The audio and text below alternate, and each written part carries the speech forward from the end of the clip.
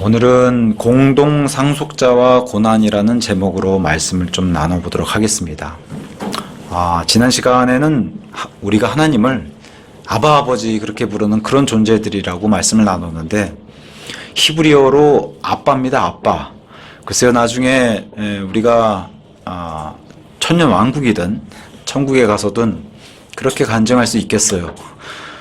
저는 대한민국 출신으로 우리는 이미 이 단어를 쓰고 있었습니다. 그렇잖아요. 우리는 아빠란 단어가 너무 익숙하잖아요. 참 묘하게도. 그래서 우리가 아버지 하는 그런 단어보다는 아빠란 단어가 친숙하잖아요. 저희 아이들도 말 그대로, 문자 그대로 아이들이 저한테 아빠 하면서 달려오는 게 저도 좋지, 갑자기 제 딸아이가 아버지 이러면 아마 좀 거리가 느껴질 것 같긴 합니다. 어쨌든 이 좋은 단어를 저희 우리 대한민국에는 그렇게 하나님께서 허락해 주셨어요. 그래서 우리가 아바 아버지라고 부르는 그 하나님의 아들들이라는 그 신분, 그 관계에 대해서 지난 시간에 말씀을 나눴고, 그래서 하나님께서 예수 그리스도를 통해서 우리를 입양하셨어요.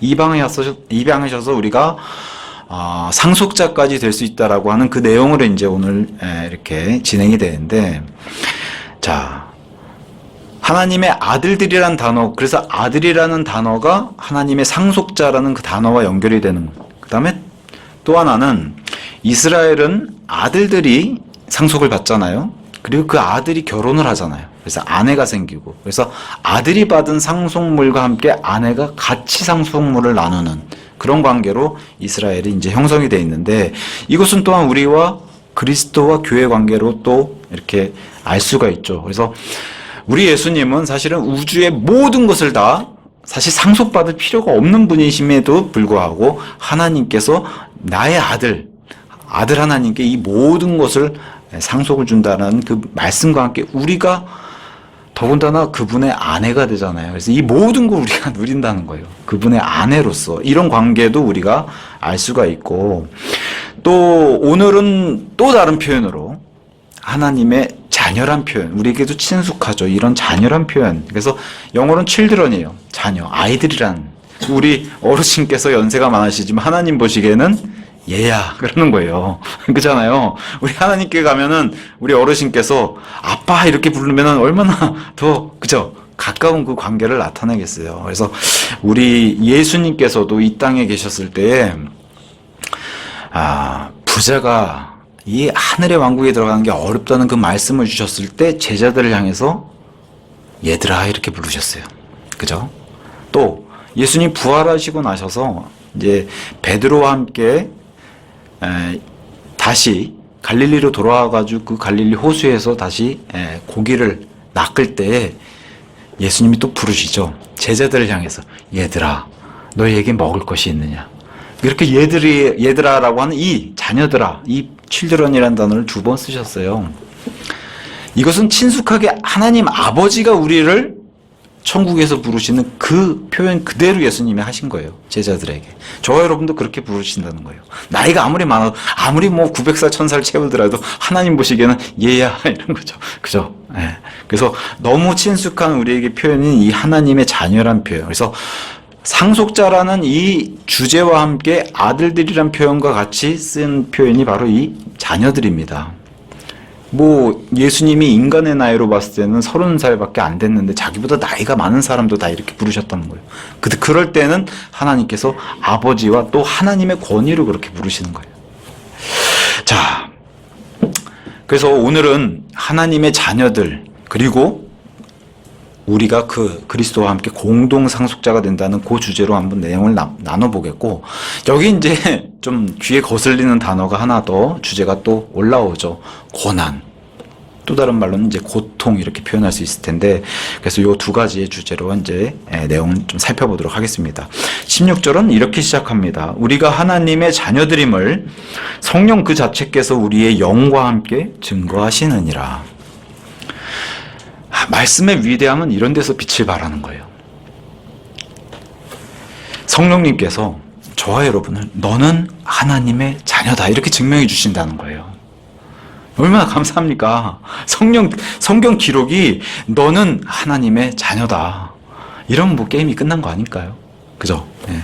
얼마나 힘이 됩니까? 세상, 글쎄요, 저도 오늘 와서, 예배당 와서 그렇게 기도를 드렸어요. 육신이 지치고, 마음이 지치고, 또 이렇게 해서 제가 왔습니다. 예배당에. 또 한 주를 살아갈 수 있는 그런 힘을 주시길 원합니다. 이렇게 기도 드렸어요. 그렇게 시작 기도를. 이런 말씀이 우리에게 힘을 주시는 거예요. 다른 게 힘을 줄 수가 없어요. 우린 세상에선 이런 위로를 줄 수 없고 세상에선 힘을 줄 수가 없는데 오직 하나님께서만 이런 말씀들을 통해서 우리에게 힘을 주시는 거예요. 너는 지치고 힘들고 그렇게 해서 왔느냐? 왔으면은 너는 내 자녀이기 때문에 내가 다시 말씀으로 힘을 주겠다. 그죠? 저와 여러분이 오늘 이런 말씀을 통해서 힘을 다시 한 주를 살아갈 수 있는 그런 영적인 힘을 다시 얻기를 바랍니다. 예. 자, 우리가 이런 뭐 어떤 감각이나 뭐 이런 오감을 통해서 우리 성령님을 느끼는 게 아니라고 지난 시간에도 말씀을 드렸어요. 이런 말씀을 통해서 우리 안에서 이렇게 증명해 주신다는 거예요. 말씀을 통해서 그렇게 알려주신다는 겁니다. 더군다나 우리의 영과 함께. 과거에 우리 영 상태는 어떤가요? 과거에는 우리 영이 기능을 안 하는 그런 죽어있는 상태, 시체와도 같은 상태, 그런 상태로 지냈는데 영이 이제는 다시 태어난 그런 존재이고 그 다시 태어났기 때문에 그 영 안으로 성령 하나님께서 들어오셔서 존재하고 계시고 우리의 영과 성령 하나님이 하나가 돼서 성령 하나님께서 우리 영 안에서 증언하고 계신다. 과거에는 증언하고 계신다. 이게 정확한 표현이었는데 참고로는 지금은 증거하신다. 이 표현도 맞는 표현으로 바뀌었어요. 맞춤법이 바뀌는 바람에. 옛날에는 이 증거하신다 그러면 틀린 표현이었는데 지금은 한국의 기독교적인 표현으로 해서 사전에 등재됐기 때문에 이것은 틀린 표현이 아니라 이것도 맞는 표현이 되어버렸어요. 어떤 번역하신 분께서 자꾸 증거하신다 그러면 잘못된 표현을 하도 강조를 하시길래 그렇지 않다는 거 제가 참고적으로 다시 말씀드리고 사람이 영이 다시 태어나려면 어떻게 돼야 되나? 저와 여러분이 사람이 특히 죄인이 자신의 모든 죄값을 예수 그리스도께서 십자가에서 다 대신 치르셨다는 사실을 믿으면은 영이 다시 태어나는 겁니다. 맞습니까? 다시 이걸 사실을 믿으면 영이 다시 태어날 수 있는 거예요. 하나님께서 선포해 주신 그 구원의 말씀에 어디서부터 화답해야 돼요? 마음에서부터 화답하고 믿고 그렇게 해서 구원받은 사람은 영이 다시 태어난 사람이다. 이게 성경이 말하는 정답입니다.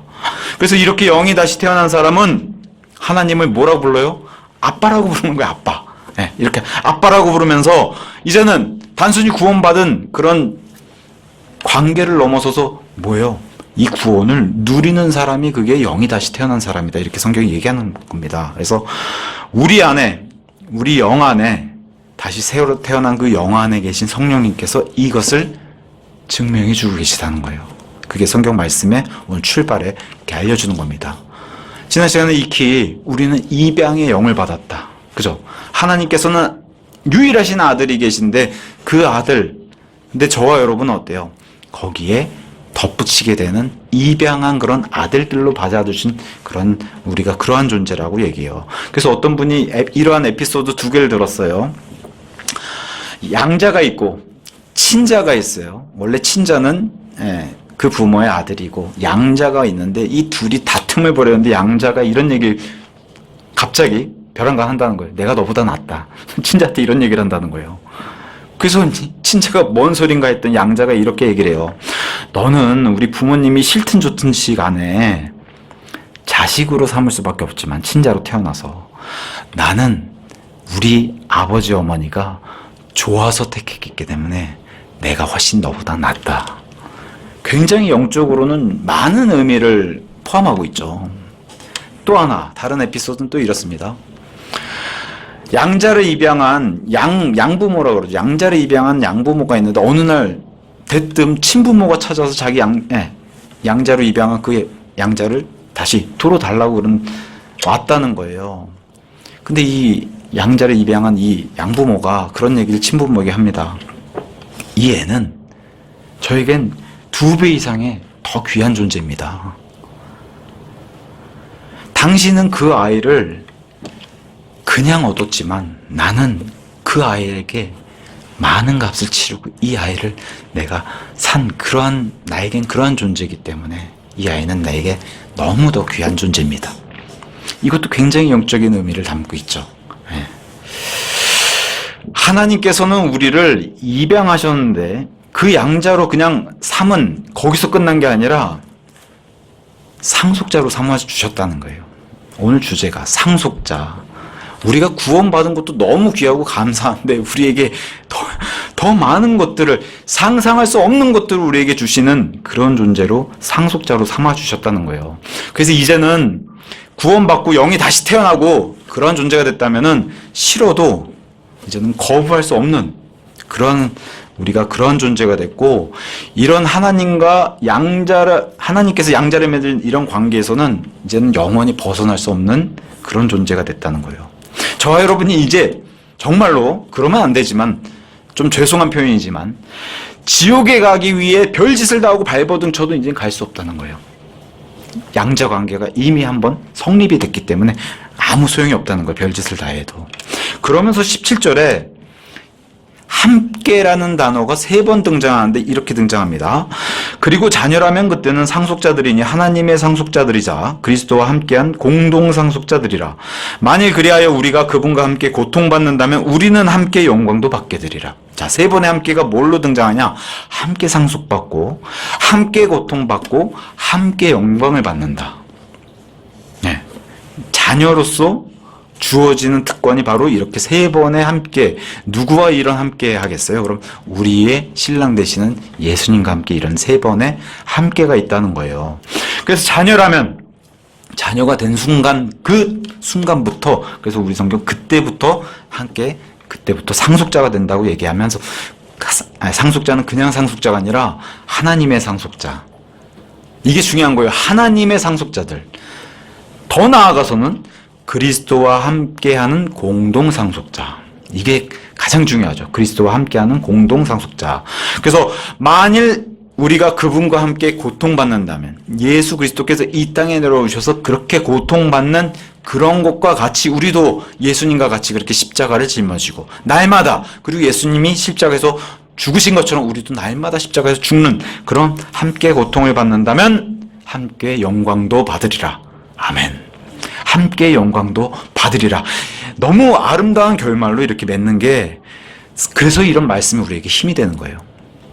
이 땅에서 우리가 바쁘고, 저도 일하고 말씀 준비하고 단조로운 이런 삶을 살면서 정말 바쁘게 지내고, 일주일 벌써 주일에 왔구나 이렇게 해서 부랴부랴 또 이렇게 준비해서 예배당에 허겁지겁 이렇게, 그런 인생이지만 그럼에도 불구하고 이런 말씀을 접할 때, 그래, 내가 잠시 잊고 있을 수는 있지만 내가 하나님의 자녀지.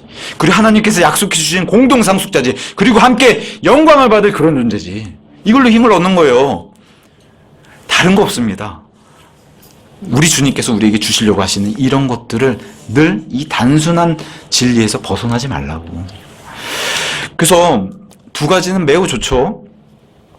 하나님과 함께 상속받는다는 사실.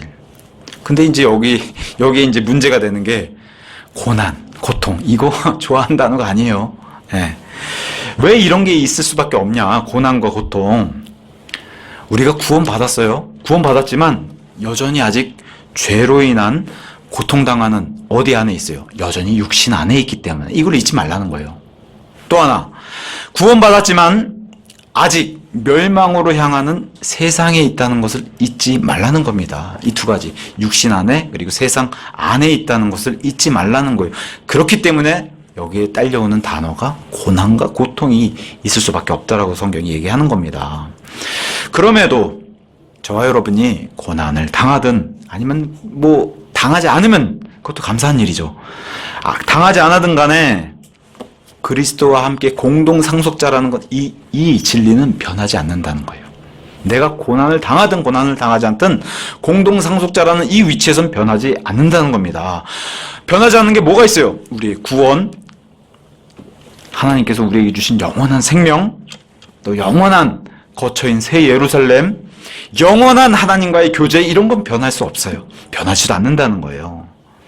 이 땅에서는 육신이 낡고 쇠하고, 그죠? 나이가 먹고 늙어요. 눈도 나빠질 수도 있고, 그죠? 이빨도 다 빠질 수도 있고, 팔과 다리가 불편할 수도 있고요. 근데도 뭐라고 성경이 얘기해요? 왜 우리에게 소망이 있냐? 그리스도와 함께 부활한다는 거예요. 그렇잖아요. 우리가 눈이 하나 멀었는데 부활했더니 그 먼 눈 한쪽만 그렇게 부활하지 않잖아요. 그잖아요. 절름발이가 한쪽만 절름발이를 부활하지 않잖아요. 완벽하게 하나님께서 다시 이 엄청나게 영적인 몸까지 딱 세팅해서 하나님이 주신 부활의 몸은 엄청나다는 거예요. 다시 33살의 그 예수님과 같은 그 나이의 몸으로. 우리 어르신들, 제가 늘 이런 부활의 얘기를 드리면 어르신들 얼마나 그 시절로 돌아가고 그죠? 이 육신의 몸으로도. 근데 주님께서 주신 사실은 이런 부활의 몸은 우리 상상을 뛰어넘는다는 거예요. 그래서 교회란 존재는 천년왕국의 백성들이 얼마나 부러워하는 그런 천상의 존재, 그잖아요. 순식간에 이런 실내 한가운데 등장할 수 있는 그런 몸으로 주시는 거예요, 우리에게. 뭐 이건 상상을 할 수가 없는 거죠. 지금 이 뭐랄까 3차원에 갇힌 이런 우리의 상태로는. 그러면서 자, 18절. 이는 이 현 시대의 순환들이 우리 안에 나타날 영광과 비교될 만한 가치가 없다고 내가 간주하기 때문이라. 자, 이 현 시대가 있으면 반드시 다음 시대가 있다는 거예요. 다음 세상이 있다고 얘기를 하는 겁니다. 그러면서 성경이 이 18절 같은 이런 구절로서 고난과 구원은 아무 상관이 없다고 성경 스스로도 우리에게 증명해 주는 거예요. 심지어 고난이 없어도 구원에는 변함이 없다는 걸 성경 스스로가 보여주면서, 그리고 고난과 영광은 비교할 수가 없다. 비교할 가치도 없다. 사도 바울이 얘기하죠. 비교할 가치도 없다. 그러니 로마 성도들도 그렇고요. 저와 여러분이 예수님의 교회가 된 그런 존재, 신약 성도들 마찬가지고, 이런 고난이 왔을 때 우리에게 늘 오잖아요. 고난이 왔을 때 어떤 사람은 이렇게 그냥 이런 상태가 된다는 거예요. 자신의 신세를 한탄하고 하나님께서 나를 사랑하지 않으시는구나, 아니면 하나님 왜 이렇게 나에게 고난을 주셨냐고 실족하고 불평 불만만 늘어놓고 이렇게 시간만 보내다가 주님께 가는 사람이 있다는 거예요. 이런 인생을 사시고 싶으신지, 아니면 그렇지, 이 시대가 믿음의 마라톤의 마지막 구간, 정말 힘든 그 구간임을 우리가 알지 라고 얘기하면서 주님께 가면, 이 땅은 이렇게 힘들어도 가면 거긴 고통도 없고 슬픔도 없고 눈물도 없고 아픔도 없고 죽음도 없는 그러한 곳임을 믿고 신뢰하고 늘 여기서 잊지 않고, 이 고난은 아무것도 아니다, 이렇게 믿고 주님 앞으로 가는 사람이 될지. 차이가 어마어마하죠, 이 두 사람의 차이는. 그래서 어떤 사람이 만약에 장차 내가 받게 될 영광에 비하면 이 땅의 이런 고난 따위는 아무것도 아니다, 이렇게 말할 수 있는 사람은 정말 복받은 사람, 행복한 사람이라는 거예요. 그렇게 자신 있게 얘기할 수 있는 사람은. 그래서 우리 사도 바울이 고린도서 4장 16절에 고난에 대해서는 가벼운 고난, 이런 정말 표현도 가벼운 것 같아요. 가벼운 고난 이렇게 표현을 했고, 영광에 대해서는 아주 길어요. 표현이 훨씬 더 월등하고 영존한 무거운 영광이라는 표현을 썼어요. 비교도 안 돼. 비교할 가치도 없는데 굳이 비교하자면 이렇게 비교한다는 거예요. 가벼운 고난과 쭉 해서 엄청나게 무거운 영광, 비교할 수가 없다는 거예요. 근데 은사주의자들은 이런 거짓 교리를 막 쏟아내고 있죠. 믿는 자들이 고난받고 이러면은 이거는 하나님께 벌 받은 거, 저주받은 그런 교리를 쏟아내요. 실제로 은사주의 교리에 있습니다. 그래서 자신이 아프다는 것을 숨기고 얘기도 못해요. 왜? 이건 하나님께 벌과 저주를 받은 거기 때문에. 근데 우리는 요새 뭐 하박국 예언자를 통해서도 그 하박국의 간증을 보면서 배우잖아요. 뭘 배워요? 자신에게 고난이 오고 심지어 먹을 게 없고 자기 뭐 양과 가축에 우리가 다 끊어져도 이때가 바로 하나님을 가장 신뢰해야 할 때다. 그런데도 감사 찬양을 드리잖아요. 그게 하박국이 우리에게 알려주는 거예요. 하나님께서 하박국을 통해서. 근데 이런 은사주의의 거짓 교리는 하나님을 가장 신뢰해야 할 그때 하나님을 원망하게 만들고 불평불만하고 미워하게 만들기 때문에 이런 거짓 교리는 우리가 미워해야 된다는 거예요. 성경이 그렇게 얘기를 하고 있지 않기 때문에. 저와 여러분이 정말 등 따시 배부르고 주님 돈을 정말 육신적인 생각에서 주님 제가 복권만 당첨되면 얼마나 믿음 생활 잘할까요? 근데 안 그래요. 그게 당첨되는 순간 우리는 나락으로 떨어지는 거예요. 그걸 허락하지 않는 이유는 그렇게 되면은 하나님께서 관계가 멀어질 줄 아시기 때문에 그래요. 아시기 때문에. 때로는 고난도 은혜라 그랬어요, 사도 바울은. 왜요? 그래야지. 우리가 힘들어야지 하나님을 찾는다는 거예요. 우리가 힘들지 않으면은 내가 다 한 것처럼 그렇게 여기고 하나님은 조그매지고 사람이 커지는 이런 일이 벌어지기 때문에. 그래서 고난이 때로는 은혜다 이렇게 얘기를 하는 겁니다. 저와 여러분을 사랑해 주신 하나님은 얼마나 사랑해 주셨는지 과거에도 자신이 죽으실 만큼 대신 죽으실 만큼 십자가에서 저와 여러분을 사랑하셨고 지금도 사랑하고 계십니다. 제가 고난 가운데 있어도 하나님의 사랑은 변하질 않아요. 변하는 건 제가 오르락내리락 하는 거지 하나님은 변하지 않으세요. 그래서 우리 예수님은 어제도 오늘도 영원토록 동일하신 분이세요. 그런 분이 하나님이시고요. 너가 잘해야 내가 너에게 영광을 준다. 이런 하나님은 없어요, 성경에. 그래서 로마서 5장 5절에도 하나님은 처음부터 구원받은 그 순간부터 소망은 우리를 부끄럽게 하지 않느니라. 이는 우리에게 주어진 성령님을 통하여 하나님의 사랑이 우리 마음속에 널리 부어졌고 지금도 붓고 계시. 변함이 없으세요. 늘 변하는 것은 저와 여러분이라는 거예요. 자, 그러면서 이제 그 유명한 이 땅의 창조물들에 같이 받는 그 고난에 대해서 19절에서 22절에 이렇게 얘기를 합니다. 19절. 자, 왜 비교할 만한 가치가 없냐? 이는 창조물의 열렬한 기대가 하나님의 아들들이 명백하게 나타나는 것을 기다리고 있기 때문이라. 창조물 또한 여기서 등장하는 단어가 다시 하나님의 자녀들에서 아들들로 변화를 해서 아들들이란 단어를 썼어요. 로마서 문맥을 통해서 보면은 하나님의 아들들은 천사들이겠어요? 아니면 누구겠어요? 여기는 신약 성도를 얘기하는 거예요. 천사들이 아니라. 자, 로마서 교회를 편지를 받은 그 그리스도인, 그리고 저와 여러분이 예수님의 몸된 교회를 구성하는 그 신약 성도들, 우리가 아직은 나타난 바 없지만 그날이 오면 하나님의 아들들이기 때문에 주님을 마주 볼 수 있다라고 하는 요한일서 3장 2절의 말씀처럼 우리는 하나님의 아들들이에요. 그분의 이름을 믿는 자들에게 다 하나님의 아들들이 되는 권능을 주셨기 때문에 저와 여러분이 하나님의 아들들이에요. 지금 신약 시대에는. 그래서 지금 하나님의 아들들이 나타나는 것을 이 땅에 있는 동식물 같은 창조물들이 기다리고 있는데, 교리적으로는 중요한 내용을 여기서 다루고 있는 거예요. 교리적으로는 하나님의 아들, 여기 자녀들이 아이들이란 단어를 쓰면 좋겠는데 지금 문맥상. 근데 왜 다시 하나님의 아들들이란 단어를 다시 가져왔을까요? 그런 생각 해보셨어요? 재미삼아서. 하늘에는 여자가 없어요.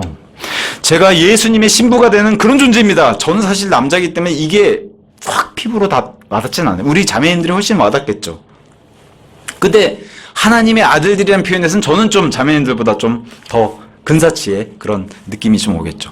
하늘에는 여자가 없습니다. 이게 성경적인 교리예요. 그래서 우리 자매님들도 부활, 예수 그리스도가 공중에 오실 때 부활할 때는 다 아들들이 되는 걸로 바뀌는 겁니다. 그래서 여기 성경적인 교리로는 예수님이 나타나서 이 땅에 있는 창조물들이 하나님의 아들들을 기다린다 했을 때는 하늘에선 천사들과 천상의 존재들은 다 남성밖에 없어요. 하나님도 남성이고. 그걸 기억하셔야 돼요, 우리 자매님들. 그게 상상이 안 가죠. 사실은 예수님이 주실 것을 상상이 안 가는 것들이 굉장히 많습니다. 그래서 예수님이 이 땅에 2000년 당시 이스라엘 땅 안에 계셨을 때에 종교인들이 와서 이 부분을 가지고 논쟁거리를 가져와요. 형제가 7명 있는데 도대체 이 형제가 첫 번째 부인이 맨 큰형의 부인이, 근데 큰형이 죽으니까 줄줄이 쭉 해서 그러면 둘째, 셋째 해서 어쨌든 7째까지 해가지고 이 형사 취수를 했잖아요. 형수를 자신의 아내로. 근데 나중에 부활하게 되면은, 부활이라는 교리를 알고는 있으니까 부활하게 되면 이 아내는 누구의 아내가 되냐. 이게 이제 예수님께 가져온 논쟁거리였어요. 근데 예수님이 뭐라고 해요? 너희가 부활에 대해서도 제대로 모르고 하늘에 있는 존재들이 어떻게 될지 모른다는 거예요. 분명히 예수님 뭐라고 말씀하세요? 부활 때에는 장가가지도 시집가지도 않는다. 그게 하나님께서 말씀해 주시는 성경적인 교리입니다. 그래서 여기서 하나님의 아들들이라는 단어가 다시 등장한 것은 굉장히 교리적으로 의미가 크죠. 또 하나는 시기적으로도 그래요. 자, 동식물이나 이 땅에 있는 창조 세상이 신음하면서 기다리는 것은 만약에 하나님의 천사들을 기다린다. 그러면 우리가 시기적으로 부활과 재림의 그 대환란 전에 천사들이 와서 동식물은 시기적으로 그게 안 맞아요. 왜냐? 대환란은 훨씬 동식물에게도 굉장히 안 좋은 시기로 시작을 하게 되는 거거든요. 여기 하나님의 아들들이 기다린다 그러면 언제 시기적으로 얘기하겠어요? 예수님이 지상 재림하는 그럼 저와 여러분도 예수님을 뒤따라서 내려오는 계시록 19장의 그 시기를 얘기하는 거예요. 그 시기가 와야지 뭐가 열리는 거예요? 천년 왕국이, 이 땅의 모든 게 마침표가 되고 천년 왕국이 열리는 완전히 새롭게 되는 세상이 열리기 때문에 그거를 동식물 창조 세상이 다 기다린다는 거예요. 그 얘기를 교리적 시기적으로도 그 얘기를 하는 겁니다. 이러면 뭐가 열려요? 이 땅에 있는 짐승들, 동식물의 해방이 되는 거예요. 그 자유를 얘기하는 거예요, 여기서.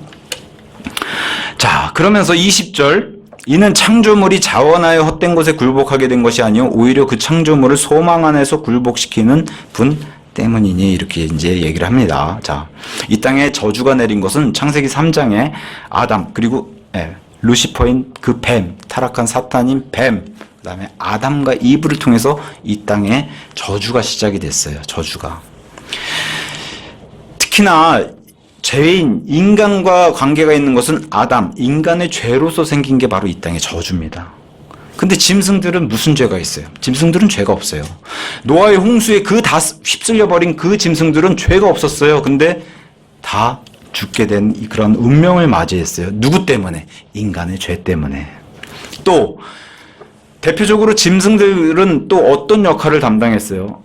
죄인들을 대신해서 희생 제물이 되는, 무슨 죄가 있어요, 짐승들. 근데 죽임당하고 피를 흘리고 대신 불타 쇳덩어리 되는, 이 희생 제물이 되는. 또 사람이 춥잖아요. 노아 홍수 이후에 날씨가 갑자기 추워졌어요. 그래서 추운 날씨에 사람의 의복을 담당하기 위해서 또 죽임당했던 게 짐승들이었어요. 그러니까 짐승들은 이러한 인간의 죄 때문에, 이런 것을 성경은 뭐라고 표현하냐? 헛된 것에 굴복하게 된, 이렇게 이제 표현을 했어요. 근데 이게 짐승들이 자원해서 된 건 아니라 본인들도 그렇게 하고 싶지 않았다는 거예요. 근데 누가 이렇게 만들었어요? 하나님께서 그렇게 만드셨다는 거예요. 이 땅의 저주와 함께 사실은 뭐까지 생겼어요? 먹이사슬이 생기고 짐승이 포악해지고, 이걸 다시 회복하게 되는 게 천년왕국, 다시 원상복귀 시키잖아요. 근데 그전에는 이 땅에 있는 이 짐승까지도 이런 모습이 된 건 자원에서 된 것도 아니고 하나님께서 그렇게 만드셨다는 거예요. 굴복시키시는 그분께서. 그래서 이 땅이 얼마나 헛된지를 욥은 이렇게 표현했어요. 5장 7절에. 사람은 고생에 이르도록 태어난도다. 고생하려고 태어난다는 거예요, 사람이. 그게 이 땅에 보여주는, 글쎄요, 뭐 인생이 멀리서 보면 희극이라고 뭐 어떤 사람이 표현했는데 가까이서 보면 정말 비극이죠. 그죠? 나날이 비극이에요. 뭐 은사주의자들이 닮고 싶은 사람, 뭐 베스트 3 이렇게 하면 뭐 아브라함, 솔로몬 뭐 이랬습니다. 근데 이 뭐 비교적 부가 충족했다는 이런 사람들도 뭐라고 고백해요? 이 땅이 영원히 있을 것이 못 된다. 그렇잖아요. 이 땅이, 솔로몬 같은 경우는 얼마나 이 헛되다는 표현을 얼마나 많이 썼어요. 특히나 전도서에. 본인이 그렇게 많은 것들을 누려봤는데도 불구하고. 이 땅은 그래서 두 가지 단어로 표현하면 슬픔과 비통함. 그게 이 땅의 뭐 상황, 그 처절한 상황이라고 볼 수 있죠. 그거를 없애러 오신 분이 바로 예수 그리스도께서. 이 땅에 있는 이 헛된 것. 본인이 또 그렇게 헛되게 이렇게 굴복하게 만드는 그 질서 체계를 만드신 분이 하나님이시잖아요. 그래서 이런 것들을 다시 되돌리기 위해서 오신 분이 바로 예수님이라는 거예요. 어쨌든 인간의 죄로 인해서 땅도 저주를 받았고 동식물도 다 저주를 받았어요. 이 창조물이 인간의 죄 때문에 피해를 당하고 영향을 받고 있다는 거를 로마서에서 얘기해 주면서, 또 한 부류가 하나님의 아들들이 나타나는 걸 간절히 바라는 부류가 또 있습니다. 동식물만 바라는 게 아니에요. 어마어마한 시기입니다. 대환란이라고 하는, 사실 계시록만 읽어봐도 이건 어떠한 영화에 견줄 만한, 견줄 수 없는 그러한 정말 현실에서 벌어지는 진짜 리얼한 이야기가 바로 계시록에 등장하는 대환란 이야기예요. 그때 누가 간절히 바랄까요? 대환란의 성도들이 간절히 바랄 수밖에 없죠. 그렇지 않겠어요? 목숨을 내어놓던가 아니면은 빨리 와주십시오. 맨날 이것만 기도할 것 같아요. 성경 기록대로 빨리 와주십시오. 그래서 대환란인 성도들이 하나님의 아들, 이 아들들이 누구요? 예수님과 또 저와 여러분이 나타나는 것을 간절히 기대하는 그러한 사람들이 바로 대환란 성도들이다. 하나님께서 문제가 많은 육신은 하나님이 기뻐하실 만한 게 하나도 없어요. 그 문제가 많은 육신 속에서 저와 여러분을 남겨두셨어요. 왜 그래요? 이 문제는 예수님 밖에 해결할 수 있는 분이 안 계시기 때문에 거기에 소망을 두라고. 그렇잖아요. 우리 육신이, 저도 지난주에 저희 둘째 딸 운동에 갔다가 아내랑 저랑 애들 운동했는데 부모들이 엄청나게 뛰어가 다니고 걔는 그런 운동회를 겪고 와서 둘 다 온몸에 알이 배가지고 힘들어요. 육신은 이래요. 이런 육신은 소망이 없다는 걸 예수님이 알라고 육신 안에 우리를 가둬두셨다는 거예요. 여전히. 어디에 소망을 둬요? 예수님께 소망을 두라고. 21절 22절 창조물 그 자체도 썩어짐의 속박에서 구해냄을 받아 하나님의 자녀들의 영광스러운 자유에 이를 것이기 때문이라. 이는 창조세계 전체가 지금까지 고통으로 함께 신음하며 상고를 치르고 있음을 우리가 알기 때문이라. 창조물이 자유로울 텐데 이 자유에 붙은 호칭이 하나님의 자녀들의 영광스러운 자유, 저 여러분이 장차 받을 자유, 거기에 누구도 동참할 수 있다는 거예요. 이 온 창조세계의 동식물도. 그래서 여기 자유는 프리덤 이런 단어가 아니라 리버티를 썼어요. 이 리버티는 해방의 자유이기 때문에. 동식물도 그렇게 해방이 된다는 거예요. 저와 여러분이 그러한 세상, 그러한 존재로 바뀌는 그 영광스러움을 이미는 것처럼 그 시기에 동식물, 창조물도 이렇게 해방의 자유를 잇는다. 이사야서 11장 그리고 많은 성경들이 증명하고 있죠. 그때는 늑대와 어린 양이 그죠? 막 열리는 천년왕국이 완전 다른 세상이잖아요.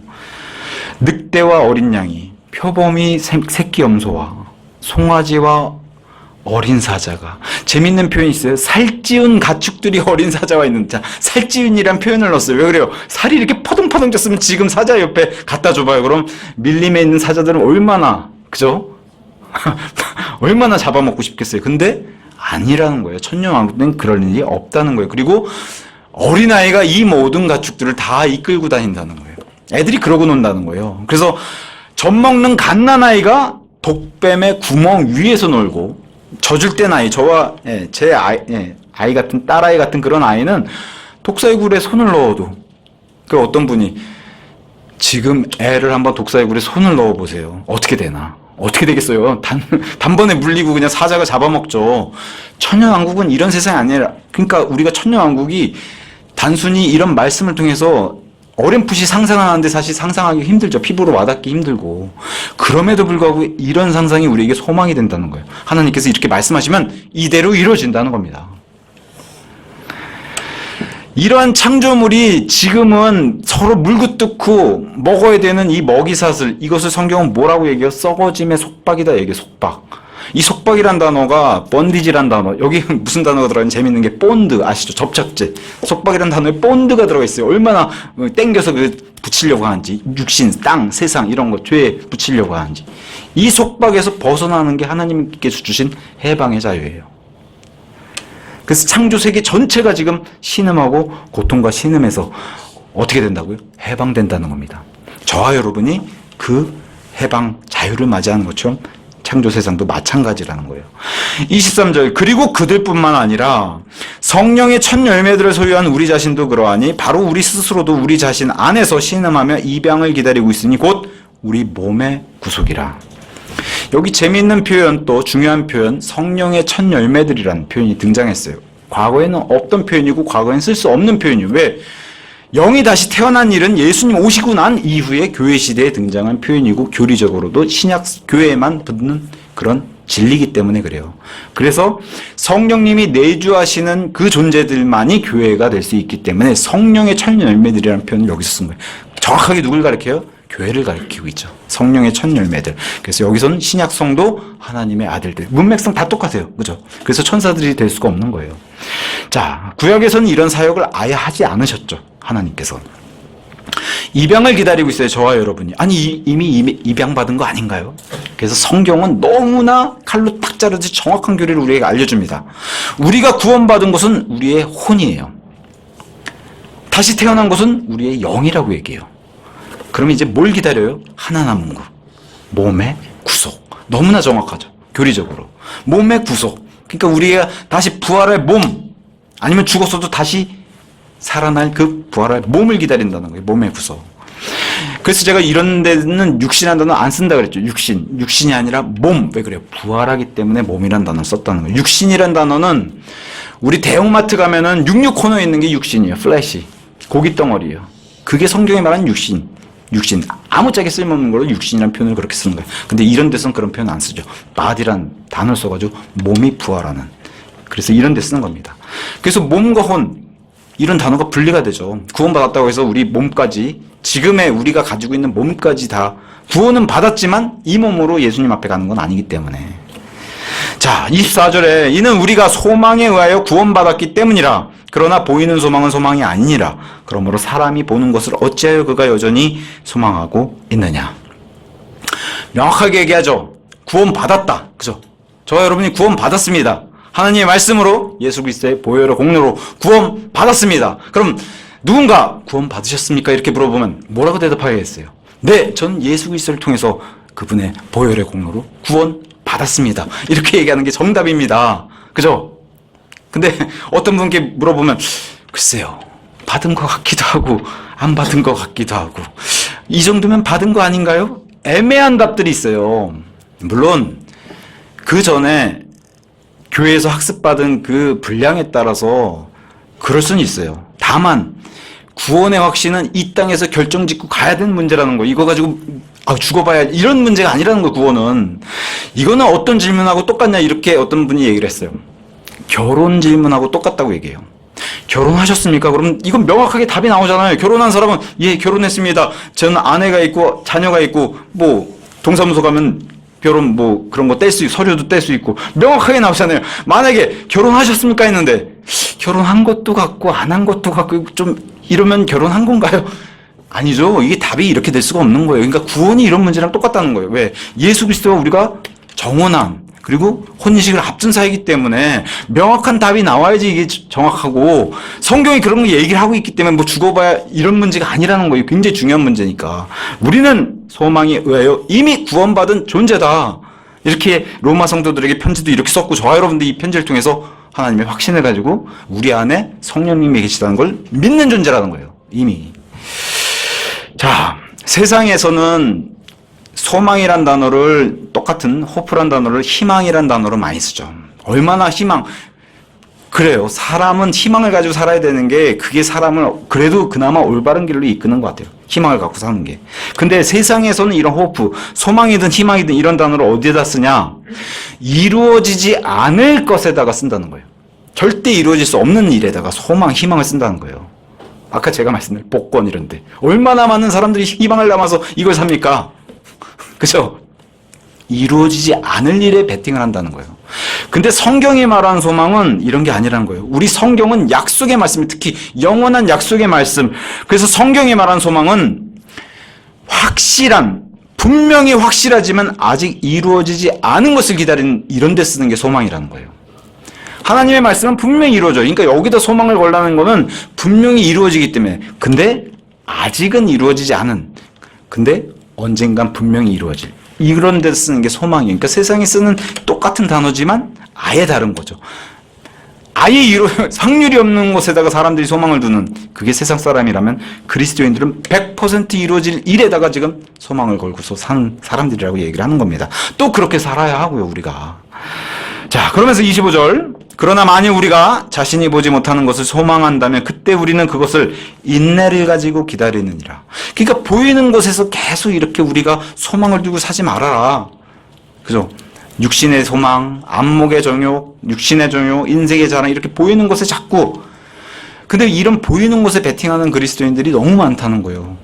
당장 눈앞에 이런 것들이 우리 걸림돌, 믿음의 걸림돌이 되고, 요즘 같은 먹고 살기 힘든 이런 시대는 더군다나 더 그렇고요. 근데 성경은 계속해서 그것과 반대되는 얘기를 하는 거죠. 우리는 믿음으로 걷고 보는 것으로 걷고 그렇게 살아가는 자들이 아니라고 성경이 이렇게 얘기를 하고 있기 때문에. 그래서 우리가 소망을 가지게 되면은 우리는 인내를 가지고, 단순히 소망 가지고 너무 좋다, 우리 예수님 너무 좋아요, 저에겐 좋은 일만 생기겠죠가 아니라, 왜 인내가 생기겠어요? 고난과 고통이 동반하기 때문에 인내를 가지고 기다린다는 거예요. 그래서 인내란 단어는 patience란 단어를 썼는데 우리가 보통 고난, 고통이란 단어는 suffering이란 단어를 써요. suffering. 근데 재밌게도 이 suffering이란 단어 앞에 long, 길다는 그 long을 붙이면은 오래 참으신 그런 단어가 돼요. 인내와 함께 비슷한 단어가 돼요. long suffer. 자, 그러면서 26절 마찬가지로 성령께서도 우리의 연약함들을 도우시나니 우리가 마땅히 기도해야 할 바를 우리 자신이 모르기 때문이라. 그러나 성령 그 자체께서 말로 표현될 수 없는 신음들로 우리를 위하여 중보하시느니라. 여기서 첫째 중보자가 등장하세요. 제가 첫째 중보자 했으니까 둘째 중보자도 계시겠죠. 우리의 연약함을 도우시는 분이 바로 성령님이시다. 우리 안에 계신 연약함을 도우시는 분. 저와 여러분이 얼마나 연약합니까? 돌아서면 죄를 짓는 그런 존재들이에요. 저와 여러분이. 그런 연약함을 도우시는 분. 이게 얼마나 그러니까 이런 말씀이 힘이 되는 이유가 세상에 우리가 심지어는 무인도에 떨어져서 외딴 곳에서 나 혼자인 것처럼 그렇게 보여도 혼자가 아니라는 거예요. 그죠? 우리 부모님들이 다 돌아가시고 심지어 고아래도 구원받았으면 그 자는 고아가 아니에요. 왜 그래요? 하늘에 아빠가 계시기 때문에. 이게 위로의 말씀을 주는 거예요. 세상을 사랑할 힘을 주는 거예요, 이게. 저와 여러분이 제대로 신앙생활을 못한다면, 하나님과 바른 관계를 유지하지 못하고 있다면, 영적인 삶을 살아야 천국에 갈 수 있다면 우리는 어떻게 해요? 다 탈락이에요. 그죠? 우리가 얼마나 연약한데요. 그런 연약한 존재임을 아시고 도와주시는 분이 성령님이시라는 거예요. 우리가 지금 신앙생활, 믿음생활, 하나님과의 관계, 영적인 삶, 아니면 기도생활, 그렇게 못 살고 있음에도 불구하고 우리를 도와주시는 분이 바로 성령님이시고 이분의 하시는 일이 바로 우리를 도우시는 그 사역이 바로 성령님의 사역이시다. 그걸 오늘 여기 로마서 통해서 우리에게 얘기를 하고 있는 겁니다. 우린 또한 기도 역시도 어때요? 우리 하나님의 뜻대로 하지 못하는 때가 너무 많다는 거예요. 이건 성경이 내려준 진단입니다. 정확한 진단. 너희는 기도를 잘하는 것 같은데 하나님 뜻과는 거리가 먼 기도들을 너무 많이 한다는 거예요. 그래서 이것을 어떤 분은 마치 복음서에 등장한 베드로는 얼마나 열심히 있어요. 그러니까 막 열심히 하는데 다 예수님이 앞에 걸려 넘어지는 그런, 심지어 사탄 소리도 듣고 그잖아요. 그런 베드로처럼 우리가 하나님께 드린 기도가 그럴 때가 너무 많다는 거예요. 그래서 대신 이것을 하나님께 통역해주는 중보하시는 분이 바로 성령님이시라는 거예요. 근데 저와 여러분만 괴롭고 저와 여러분만 끙끙대는 그런 신음하는 게 아니라는 거예요. 이 삼위일체 하나님, 특히 우리 안에 계신 성령님은 말로 표현될 수 없는 신음들로 같이 공감해 주시고 같이 신음하시는 그런 분이시라는 거예요. 저와 여러분, 지금도. 그래서 저와 여러분이 이 땅에서 세상에서 살면서 죄를 지으면은 우리 성령님께서 신음하신다는 거죠. 또 우리가 마땅히 하나님께 구할 바를 못 구하고 엉뚱한 걸 구할 때도 성령 하나님께서 올바르게 통역하고 번역을 해서 하나님께 전달해 드리는 그런 분이시라는 거예요. 이 땅에선 고통, 고난 이런 게 지금 동반돼서 이렇게 단어들이 따라가는데 저와 여러분만 고통받고 고난받는 게 아니라 우리 안에 계신 성령 하나님도 지금 동시에 고통과 고난을 함께하고 계시다는 거예요. 제가 하나님이라면 빨리 이걸 끝내고 싶지 않겠어요? 영원한 세상에 이거 새하늘과 새 땅이 오면 이 모든 게 다 없어지는데 하나님이 더 이걸 빨리 앞당기고 싶으실 텐데 그럼에도 불구하고 오래 참으신 이유는 뭐예요? 근데 그 오래 참으심에 서퍼가 들어간다 그랬잖아요. 하나님도 지금 고통을 가지고서 이걸 끙끙 앓고 신음하시면서 기다리시는 거예요. 참고 계시다는 거예요. 왜? 한 명이라도 더 살려야 되잖아요. 그죠? 자, 은사주의자들은 이것을 영예, 방언 이렇게 얘기하죠. 근데 성경은 분명히 정확하게 뭐라고 말로 표현될 수 없다라고 기록해 줬기 때문에 말하면 안 돼요. 입을 열어서 말을 하지 말라는 거예요. 그렇게 표현될 수 없다는 거예요. 근데 은사주의자들은 더 열어서 어떤 학자가 그래요. 마구마구 쏟아진다는 거예요. 말로 하지 말라는데 마구마구 쏟아진다는 거예요. 그런 거 아니라는 거예요. 우리 성령 하나님께서 이 정도로 말로 표현될 수 없는 이런 표현, 이런 고통으로 같이 신음하고 계시다는 겁니다. 자, 첫 번째 중보자도 감사한데 두 번째 중보자가 바로 27절. 그리고 마음들을 살피시는 분께서 성령의 생각이 어떠한지를 아시나니 그분께서는 하나님의 뜻에 따라 성도들을 위하여 중보하시기 때문이라. 여기서 두 번째 중보자가 바로 우리 예수님이세요. 우리 예수님. 자, 한 분도 좋게요. 성령 하나님도 좋건데 두 분씩이나. 성경에는 이런 두 증인의 진리가 있죠. 두 증인의. 예수 그리스도를 여기서 이제 소개를 하면서 우리의 마음들을 살피신 분이라는 거예요. 성령 하나님도 살피시고 계신데 예수님도 살피신 분이시고, 그리고 우리 안에 계신 성령님이 어떠한 생각을 가지고 계신지도 정확하게 알고 계신 분이 바로 예수 그리스도시고, 우리는 못할 때가 많지만 예수님께서 하나님의 뜻에 따라 성도들을 위하여 중보하신다. 저와 여러분 그렇게 못할 때가 많은데 하나님의 뜻에 따라서 우리를, 제가 저렇게 얘기해도 아버지는 아시잖아요. 제가 저런 애가 아니라는 걸. 이렇게 중보하시는 분이 바로 예수님이시라는 거예요.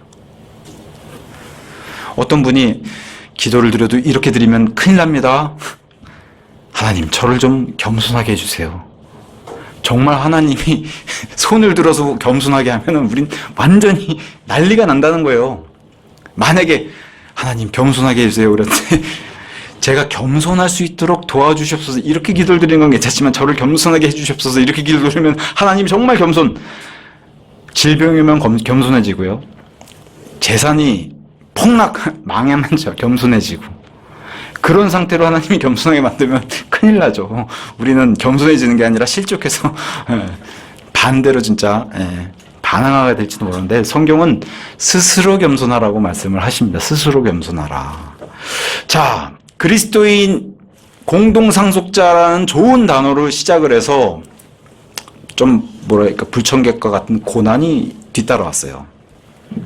세상에서 나가서 사람들, 특히나 인생을 살아본 그 누구든 불신자 세상 사람들 앞에 가서도 얘기를 하면은 이 땅에서 삶은 힘들다는 것은 불신자들도 다 알고 다 겪는 일이에요. 그러니까 이거 가지고 고난이라고 얘기하면 안 된다는 거예요. 아시겠죠? 아내가 바가지를 너무 긁어요. 이거 고난 아니에요. 이거 고난 아닙니다. 우리가 받는 고난은, 세상에서도 우리가 받는 시험은 이 세상 사람들도 공통적으로 다 흔히 있는 그 시험이라는 거예요. 이런 건 고난이 아니라는 거예요. 성경이 말하는 고난은 반드시 동반하는 내용이 있어요. 예수님 때문에 받는 고난이어야 돼요. 그냥 고난이 아니라 예수님 때문에 받는 고난이어야 돼요. 이건 또 뭐랑 연결되냐? 하나님의 영광과 연결이 돼요. 그냥 고난이 아니라. 그래서 베드로 전서 2장 20절 베드로는 우리에게 엄청난 경고를 줍니다. 너희 잘못으로 인해서 매를 맞고 인내하는 것이 매를 맞아요. 그리고 그걸 참아요. 그리고 하나님께 영광이 됐습니다. 이러지 말라는 거예요. 너희 잘못으로. 이건 고난도 아니고 하나님께 영광도 안 되는 일이기 때문에. 근데 너무 많은 그리스도인들이 이렇게 한다는 거예요. 베드로 당시에도 이런 사람들이 있었다는 거예요. 자기가 매를 맞고 잘못해서 채찍 맞고 와가지고 내가 하나님의 영광을 위해서 이렇게 고난을 당했습니다. 베드로가 뭐라 얘기해요? 그건 고난도 아니고 영광도 아니고 너희 잘못으로 맞은 거다. 근데 많은 그리스도인들이 이렇게 하니까 기독교가 본이 안 되고 있는 거예요. 뭐가 동반돼야 돼요? 우리의 고난은 하나님의 영광, 그리고 예수님 때문에 받는 고난이어야 돼요. 베드로가 예수님 잡혀가서 대제사장 그 관저로 들어갔을 때 불 쬐면서 세상 사람들에 섞여서 어떻게 했어요? 내가 예수님의 제자입니다. 이러한 꼴은 제가 못 보지요. 이게 베드로였으면은 사도 바울 위로 올라갔을 거예요. 우리 베드로밖에 없어. 근데 베드로는 어땠어요? 쓱 아닌 척. 아니 무슨 소리야, 예수 그렇게 저주받을 사람이 옆에서 큰일 날 소리, 내가 무슨 제자라고. 베드로는 철저하게 세상 사람처럼 자기를 숨기고 불째고 아닌 척. 이러면 지금 보세요. 베드로가 자기 입으로 너희 잘못으로 매를 맞고 인내하면 이게 무슨 하나님께 영광이 되겠냐. 베드로가 얘기했죠. 자기가 그렇게 했었기 때문에. 안 된다는 거예요. 오히려 그 자리에서 베드로가 엄청 후회했을 거예요. 내가 그 자리에서 목숨을 낼지언정 예수님을 풀어줘라 이놈들아 이렇게 했어야 되는데, 베드로 성격상 그걸 못한 게 얼마나 후회됐을까요? 그 영원무궁토록 이렇게 성경 기록이 남았으니까 3번의 배반이. 그럼에도 베드로는 엄청난 사도가 돼서 나중에 이런 베드로 전후서의 말씀을 우리에게 남겨줬죠. 자, 한 가지 이제 짚고 넘어갈게. 성경에는 하나님의 은혜의 선물인 기프트라는 단어가 있고 보상이란 리워드라는 단어가 있어요. 이 두 단어가 좀 차이가 있어요. 자, 저와 여러분이 구원, 영원한 생명, 하나님과 영원한 교제, 이런 것들은 없어지지 않아요. 공동상속자로서 우리가 누려야 되는 변함없는 사실은 이런 것들인데, 이건 하나님의 기프트예요. 구원 받으면 주시는. 근데 보상은 좀 차이가 있어요. 자, 두 가지 대표적인 상승 유업을 얘기하면 우리는 새 예루살렘, 베드로전서 1장 4절의 말씀이죠. 새 예루살렘, 이게 이제 대표적인 우리의 상승 유업이죠. 두 번째는 예수님이 여러 성경 구절에서 계속해서 약속하신 게 왕과 제사장이에요. 근데 이 왕과 제사장은 기프트보다는 리워드, 보상 쪽에 가까워요.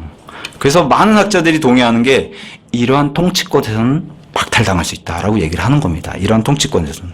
이것은 영생과 관련된 성물이 아니라 보상과 관련되어 있는 것, 그쪽에 퍼센트가 더 많은 가능성이 있기 때문에. 왜 그러냐, 이런 말씀이 있어요. 디모데후서 2장 10절에서 12절의 말씀 제가 읽어드릴게요.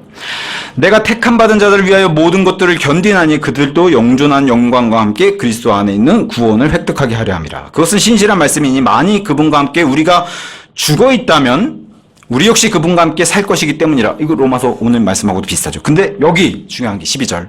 만일 우리가 고통을 견딘다면 우리 역시 그분과 함께 통치하리라. 아멘. 여기까지 좋죠. 근데 뒤에가 더 중요해요. 만일 우리가 그분을 부인한다면 그분 역시 우리를 부인하시리라. 명백하죠. 명백해요.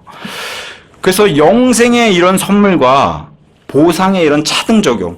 그래서 우리가 히브리서 11장 6절 같은 하나님을 부지런히 찾는 자들에게 보상해 주는 분이심을 그때 쓰는 게 리워드예요.